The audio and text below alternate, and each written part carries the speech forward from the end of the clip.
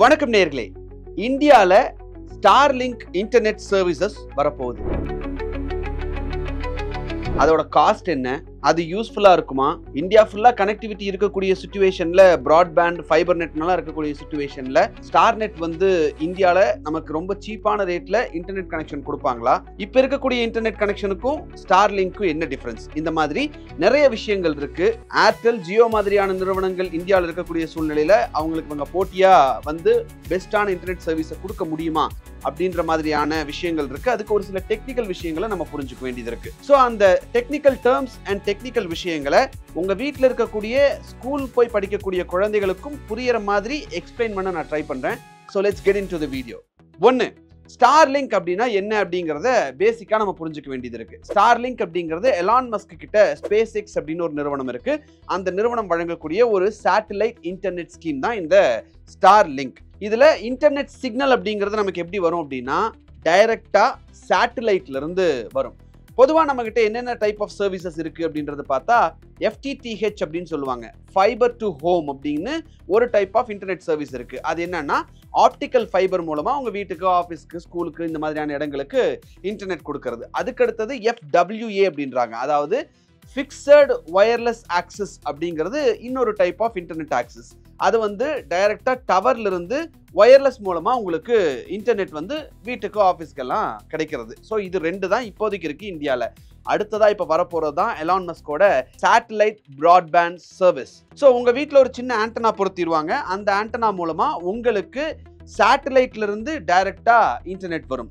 So இந்த சேட்டலைட்லாம் எங்கே இருக்கும், எவ்வளவு டிஸ்டன்ஸில் இருக்கும் அப்படின்றத ஈஸியாக புரிய வைக்கிற மாதிரி சொல்லணும் அப்படின்னா, இது பொதுவாக லோ ஆர்பிட் சேட்டலைட்ஸ் அப்படின்னு சொல்கிறாங்க. லோ ஆர்பிட் சேட்டலைட்ஸ் அப்படின்னா பூமியோட சர்ஃபேஸ்ல இருந்து கம்மியான டிஸ்டன்ஸில் இருக்கக்கூடிய சேட்டலைட்ஸ். எவ்வளோ டிஸ்டன்ஸில் இருக்கும் அப்படின்னு பார்த்தோம்னா 160 கிலோமீட்டர்ல இருந்து 2000 கிலோமீட்டருக்குள்ள இந்த லோ ஆர்பிட் சேட்டலைட்ஸ் சுற்றிக்கிட்டு இருக்கும். அந்த சேட்டலைட்ஸ் தான் நமக்கு இந்த இன்டர்நெட் சர்வீஸை கொடுக்கும். இந்த ஸ்டார்லிங்க் சேட்டலைட் எல்லாமே நிலத்திலிருந்து ரொம்ப கம்மியான ரேஞ்சில் டிஸ்டன்ஸில் சுற்றிட்டு இருக்கும் அப்படின்றதுனால இதனால சிக்னல் டிலே அப்படிங்கிறது குறைவாக இருக்கும் அப்படின்னு சொல்கிறாங்க. பட் when compared to இப்போ நம்ம யூஸ் பண்ணக்கூடிய ஃபைபர் நெட் அந்த மாதிரியான விஷயங்கள் பார்க்கும்பொழுது இதில் இன்டர்நெட் ஸ்பீடு கொஞ்சம் கம்மியாக இருக்கும் அப்படின்றது தான் எதிர்பார்ப்பாக இருக்குது. இப்போதைக்கு ஸ்டார்லிங்க் கிட்ட இந்த மாதிரி லோ ஆர்பிட் சேட்டலைட்ஸ் எவ்வளோ இருக்குன்னு பார்த்தீங்கன்னா 6000 சேட்டலைட்ஸ் இப்போ இருக்கு. இன்னும் அடுத்த 2 வருஷத்துல இன்னும் 42000 சேட்டலைட்ஸா இன்க்ரீஸ் பண்றதுக்கான முயற்சிகள்ல ஸ்டார்லிங்க் ஈடுபட்டிருக்காங்க. சரி, ஏற்கனவே வீடு, ஆஃபீஸ் மாதிரியான இடங்கள்ல ஃபைபர் நெட் யூஸ் பண்ணிட்டு தான் இருக்கோம். அப்புறம் ஏன் இந்த சேட்டலைட் பேஸ்டான இன்டர்நெட் எல்லாம் தேவை அப்படின்ற ஒரு கேள்வி வரலாம். இது அதிகமாக எங்க யூஸ் ஆகும் அப்படின்னா, அதிகமாக மலை இருக்கக்கூடிய இடங்கள், காடு இருக்கக்கூடிய இடங்கள், கடல்ல நம்ம டிராவல் பண்றோம் அப்படின்னா அந்த மாதிரியான இடங்கள்ல உங்களுக்கு இந்த சேட்டலைட் கம்யூனிகேஷன், அதாவது சேட்டலைட் இன்டர்நெட் அப்படிங்கிறது ரொம்ப யூஸ்ஃபுல்லா இருக்கும். அங்கெல்லாம் டவர் எதுவும் செட் பண்ண முடியாது இல்லையா? ஸோ அந்த மாதிரி இடங்கள்ல டவர் எங்கெல்லாம் செட் பண்ண முடியாதோ, ஃபைபர் நெட் வயர் கேபிள் போக முடியாதோ, அந்த மாதிரியான இடங்கள்ல இந்த சேட்டலைட் இன்டர்நெட் கம்யூனிகேஷன் அப்படிங்கிறது ரொம்ப யூஸ்ஃபுல்லா இருக்கும். ஸோ இதுதான் இதோடைய USP. இப்போதைக்கு இந்தியாவில் ஜியோ, ஏர்டெல் அப்படின்ற 2 ஜாம்பவான்கள் இன்டர்நெட் கனெக்ஷன் கொடுத்துட்டு இருக்காங்க. ஆக்ட் அந்த மாதிரியான விஷயங்கள் எல்லாமே இருக்கு. ஸோ இன்டர்நெட் கனெக்ஷன்ல இவங்க 2 பேர் தான் டாப். முன்னாடி ரிலையன்ஸ் ஜியோ ஸ்டார்லிங்க்கு இந்த பெர்மிஷன்லாம் கொடுக்கக்கூடாது அப்படின்னு ஒரு போராட்டமே நடத்தாத குறையா ஒரு எதிர்ப்பு தெரிவிச்சிட்டு இருந்தாங்க. அப்புறம் பார்த்தா திடீர்னு ஜியோ ஒரு பக்கம் ஸ்டார்லிங்க் கூட கையெழுத்து போட்டாங்க, ஏர்டெல் ஒரு பக்கம் ஸ்டார்லிங்க் கூட கையெழுத்து போட்டாங்க.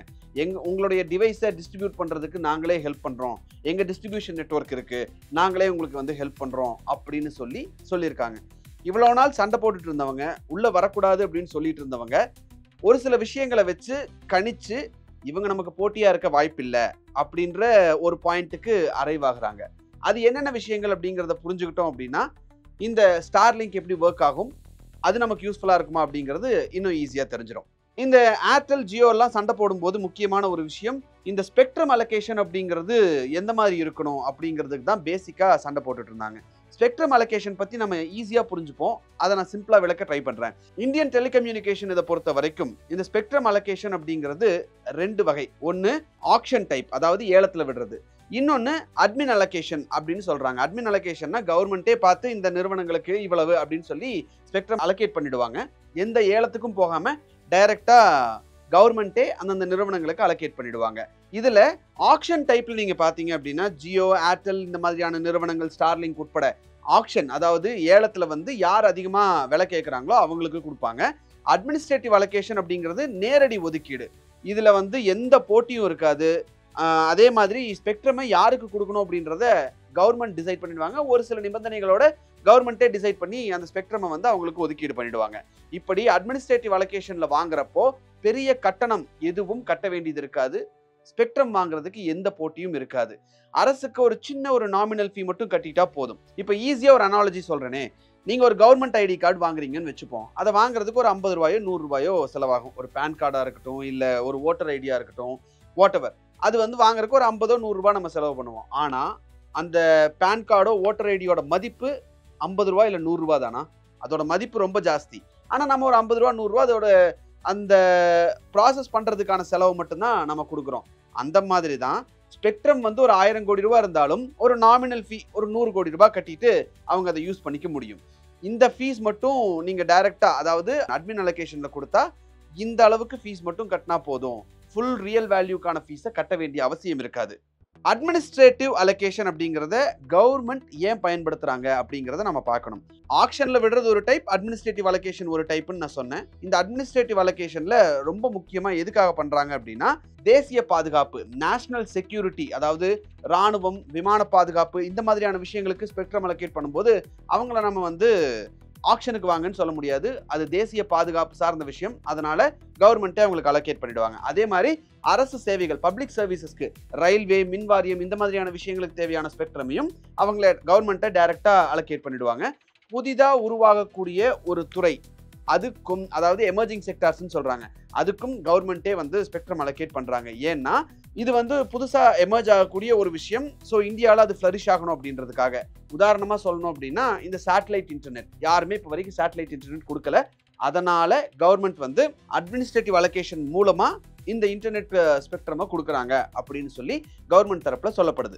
இந்த அட்மினிஸ்ட்ரேட்டிவ் அலோகேஷன்ல ஏன் ஸ்டார்லிங்க் கொடுக்கணும்? நம்ம இருக்கக்கூடிய நிறுவனங்களை அடுத்த லெவலுக்கு எடுத்துட்டு போக விடலாம்ல அப்படின்ற ஒரு கேள்வி கூட வரலாம். இந்த அட்மினிஸ்ட்ரேட்டிவ் அலோகேஷன் பொதுவா எதுக்கு பண்றாங்க அப்படின்னு, இப்போ ஃபார் எக்ஸாம்பிள் இன்னும் தெளிவா சொல்லணும்னா, ஜியோ, ஏர்டெல் நிறுவனத்தை இந்தியாவில் க்ளோஸ் பண்ணிட்டாங்க அப்படின்னா நமக்கு செல்போன் கனெக்டிவிட்டி அப்படிங்கிறதே பெருசா இருக்காது. இந்த நிலை வராமல் இருக்கணும் அப்படின்னா பிஎஸ்என்எல் அப்படின்னு சொல்லி ஒரு கவர்மெண்ட் நிறுவனமும் இருக்கு. அவங்களுக்கு, அதாவது ஏர்டெல் ஜியோக்கு ஆக்ஷன் மூலமா அவங்க ஸ்பெக்ட்ரம் கொடுக்குற மாதிரி பிஎஸ்என்எலுக்கு அட்மினிஸ்ட்ரேட்டிவ் அலோகேஷன் மூலமா கொடுக்குறாங்க. அப்படி கொடுத்துருக்காங்களா அப்படின்னு பார்த்தா 2022 ஜூலைல 4G அலோகேஷனை பிஎஸ்என்எலுக்கு அப்படிதான் கொடுத்துருக்காங்க. 4G அலோகேஷன் வந்தது ரொம்ப லேட் அப்படின்னா கூட இந்த அட்மினிஸ்ட்ரேட்டிவ் அலோகேஷன் மூலமா தான் பிஎஸ்என்எலுக்கு இந்த 4G ஸ்பெக்ட்ரமை கொடுத்துருக்காங்க. ஏன்னா அது தேச தேவை சார்ந்தது, தேச பாதுகாப்பு சார்ந்தது அப்படிங்கிறதுனால அவங்களுக்கு வந்து டைரக்டா அட்மினிஸ்ட்ரேட்டிவ் அலோகேஷன் மூலமா பிஎஸ்என்எலுக்கு அந்த 4Gயை கொடுத்தாங்க. இதே விஷயத்தை தான் இப்போ ஸ்டார்லிங்க்கும் பண்ணியிருக்காங்க. சரி, ஸ்டார்லிங்க் இங்க இந்தியாவுக்குள்ள வந்துட்டா அதோட காஸ்ட் என்னவா இருக்கும், ஸ்பீடு எப்படி இருக்கும்ன்ற மாதிரியான கேள்விகள்லாம் சாமானிய மக்களான நமக்கு இருந்துகிட்டே இருக்கு. ஆனா இப்போ இதுல கவனிக்க வேண்டியது என்ன அப்படின்னா, ஸ்டார்லிங்க் வேகமா இருக்கும். நாம யூஸ் பண்ணக்கூடிய ஃபைபர் நெட் அளவுக்கு கன்சிஸ்டண்டா ஒரே மாதிரியான ஸ்பீடு இருக்காது. காடு, மலை, இந்த மாதிரியான இடங்கள்ல, மிலிட்ரி கேம்ப்ஸ், ரூரல், சின்ன சின்ன கிராமப்புறங்கள்ல இருக்கக்கூடிய இடங்கள்ல, இன்டர்நெட்டே போகாத இடங்களுக்கு இது ஒரு பெஸ்ட் ஆப்ஷனா இருக்கும். இவங்களோட காஸ்ட் எப்படி இருக்கும் அப்படின்னு பார்த்தா, மலைக்கும் மடுவுக்கும் இருக்கக்கூடிய வித்தியாசம் தான். இப்போ நம்ம செலவு பண்றது அப்படிங்கிறது மடு, இந்த ஸ்டார்லிங்க் வர்றது அப்படிங்கிறது மலை. எக்ஸாம்பிளுக்கு சொல்லணும்னா, பூட்டான்ல இவங்களோட ப்ரைஸ் என்னன்னா, ஸ்டார்லிங்கோட மந்த்லி ஆவரேஜ் சார்ஜஸ் அப்படிங்கிறது ஒரு மாசத்துக்கு 3000 இருந்து 4200 ரூபா வரைக்கும் இன்டர்நெட் சார்ஜஸ் அவங்க வசூலிக்கிறாங்க. அது போக ஸ்டார்டர் கிட் அப்படின்னு ஒன்று கொடுக்குறாங்க. அதோட பேசிக் காஸ்ட் அப்படிங்கிறது 17000 ரூபாயில இருந்து ஒரு 35000 ரூபாய் வரைக்கும் அந்த ஸ்டார்டர் கிட்டுக்கான பிரைஸ் இருக்கு. இப்போ ஜியோ என்ன பண்றாங்க, மாசம் 999 ரூபா, மாசம் 1500 ரூபான்னு 500-600 ரூபாயிலிருந்து நிறைய பிளான்ஸ் வச்சிருக்காங்க. இதே தான் ஏர்டெல்லும் பண்றாங்க. ஆனா ஸ்டார்லிங்க் இதுல இருந்து பல மடங்கு ரேட் வச்சு விற்கிறாங்க. ஸோ அப்ஃப்ரண்ட் காஸ்டே ஹெவியா இருக்கிறதுனால இந்தியா மாநிலையான மார்க்கெட்ல இது எந்த அளவுக்கு ஒர்க் ஆகும் அப்படிங்கிறத நம்ம பொறுத்திருந்து தான் பார்க்கணும். இந்த காஸ்ட்ல நீங்க ஸ்டார்லிங்க் வாங்குவீங்களா அப்படிங்கிறது நீங்க கமெண்ட் பண்ணுங்க. ஸோ அடுத்தது, ட்ராய் அவங்க சொல்லக்கூடிய விதிமுறைகள் என்ன, ஸ்டார்லிங்க்கு அது சாதகமா இருக்குமா அப்படிங்கிறத நம்ம பார்க்க வேண்டியது இருக்கு. ட்ராய் தான் ஸ்பெக்ட்ரம் ஆக்ஷன்ல இவங்க எதுவும் பண்ண வேண்டாம், அவங்களுக்கு டைரக்டா அட்மின் அலோகேஷனே கொடுத்து அட்மின் அலோகேஷன் மூலமாவே ஸ்பெக்ட்ரமை கொடுத்துடலாம், ஆனால் கவர்மெண்ட்டுக்கு எனக்கு ஒரு ஃபீஸ் கட்டு அப்படின்னு சொல்லி ட்ராய் தரப்புல இருந்து சொல்றாங்க. இப்போ இந்த சேட்டலைட் இன்டர்நெட் மூலமா, அதாவது ஸ்டார்லிங்க் இந்தியாவில் சேவை தரணும் அப்படின்னா அவங்க சம்பாதிக்கிற பணத்திலிருந்து அட்ஜஸ்டட் கிராஸ் ரெவென்யூ அப்படின்னு சொல்லுவாங்க. அதாவது அவங்க சம்பாதிக்கிற பணத்திலிருந்து ஒரு அமௌண்ட்டை கவர்மெண்ட்டுக்கு கொடுக்கணும். ஸோ இந்த அட்ஜஸ்டட் கிராஸ் ரெவென்யூ அப்படிங்கிறது எவ்வளோ கவர்மெண்ட் கேட்குறாங்க அப்படின்னு பார்த்தா, உங்களுக்கு என்ன ரெவென்யூ வருதோ அதில் 4% எனக்கு கொடுத்துரு. அது போக நகரப்பகுதிகளில் அர்பன் ஏரியாவில் ஒரு யூசர் எடுத்தேன்னா ஒரு யூசருக்கும் 500 ரூபாய் எனக்கு பேமெண்ட் கட்டணமாக கட்டிடு அப்படின்னு சொல்லி கவர்மெண்ட் சொல்கிறாங்க. உனக்கு தான் வந்து ஆக்ஷன் இல்லாமல் டைரெக்டாக தானே கொடுக்குறேன், அதனால எனக்கு இந்த சார்ஜஸை நீ கொடுத்துரு அப்படின்னு சொல்கிறாங்க.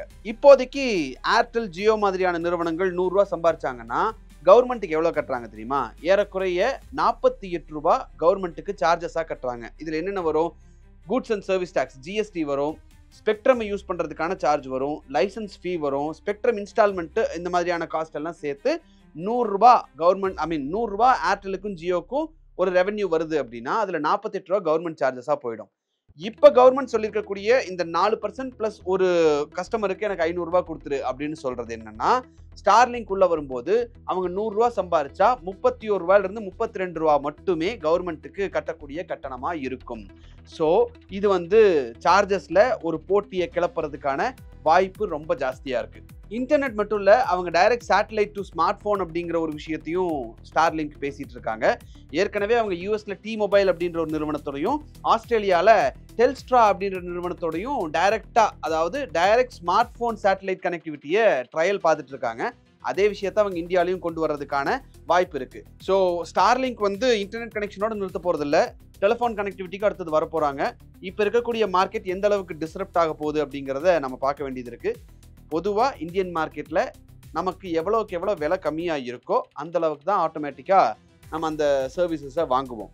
அப்படி இருக்கும்போது ஸ்டார்லிங்க் ஏர்டெல், ஜியோ கூட போட்டி போட்டு ரொம்ப கம்மியான இன்டர்நெட் சேவையை கொடுப்பாங்களா அப்படிங்கிறத இனி வரக்கூடிய நேரங்களில் நம்ம பொறுத்திருந்து பார்க்க வேண்டிய சிச்சுவேஷன் இருக்கு. இப்போதைக்கு நமக்கு இமீடியட்டாக இந்த இன்டர்நெட் ப்ராட்பேண்ட் தேவை இல்லை அப்படின்னாலும் ஃபியூச்சரில் அதுக்கான வாய்ப்பு, தேவை அப்படிங்கிறது அதிகரிக்க வாய்ப்புகளும் இருக்கு.